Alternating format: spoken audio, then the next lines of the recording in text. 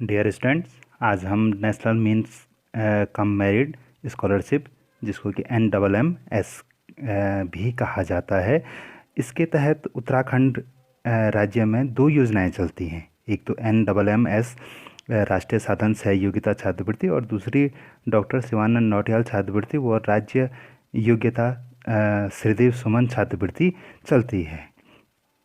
पहले हम पहले के बारे में बात करेंगे, NMMS राष्ट्रीय साधन सह योग्यता छात्रवृत्ति के बारे में कि ये छात्रवृत्ति आखिर है क्या। तो इस छात्रवृत्ति का फुल फॉर्म है NMMS छात्रवृत्ति है क्या, इसका फुल फॉर्म है national means cum merit scholarship. इसका संचालन शिक्षा मंत्रालय भारत सरकार नई दिल्ली द्वारा किया जाता है तथा जिसकी परीक्षा NCERT उत्तराखंड देहरादून द्वारा आयोजित की जाती है।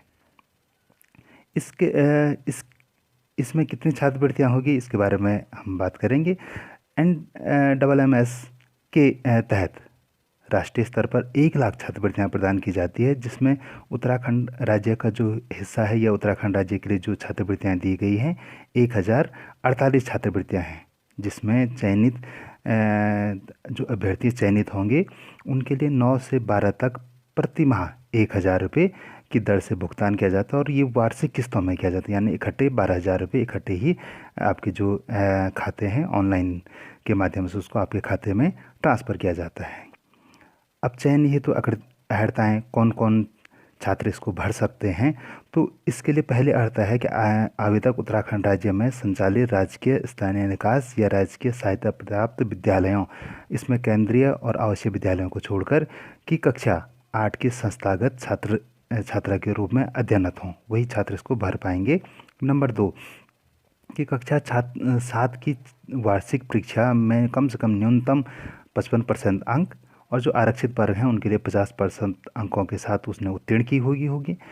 और तीसरी बात कि माता पिता या अभिभावक की आय 1.5 लाख रुपये से यानी 1,50,000 रुपये से अधिक न हो।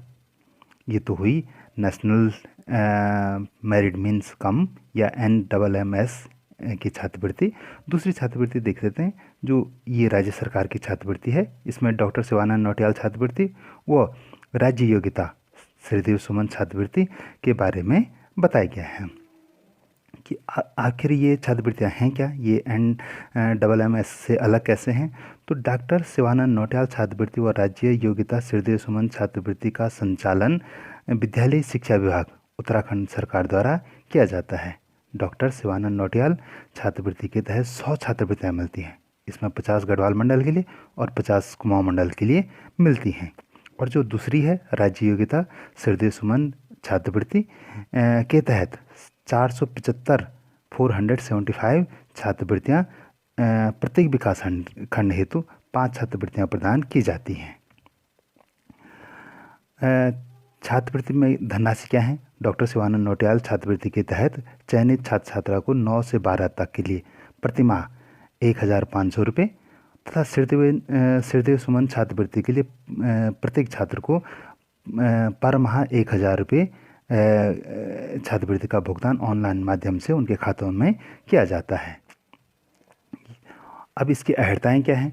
अहर्ताएँ सेम हैं जो NMMS के लिए हैं वही इसके लिए भी हैं, लेकिन थोड़ा सा अंतर है।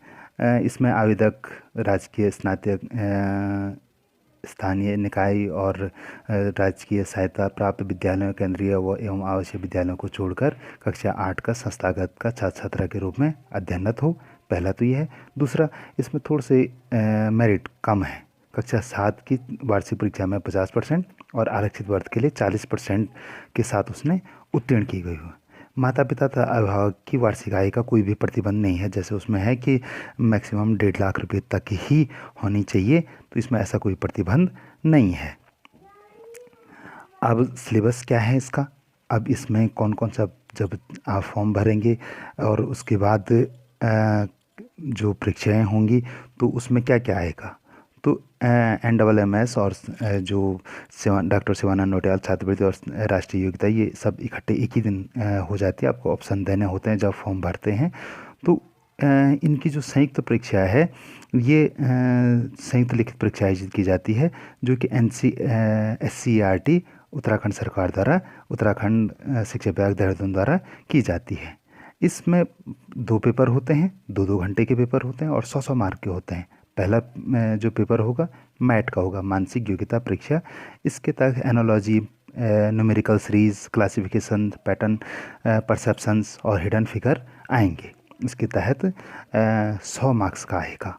और दूसरा जो सेट है, जो शैक्षिक अभिक्षमता परीक्षा है, जिसमें साइंस, सोशल साइंस और मैथ्स 3 सब्जेक्ट से ही आएगा और ये भी 100 नंबर का होगा तथा 2 घंटे का होगा।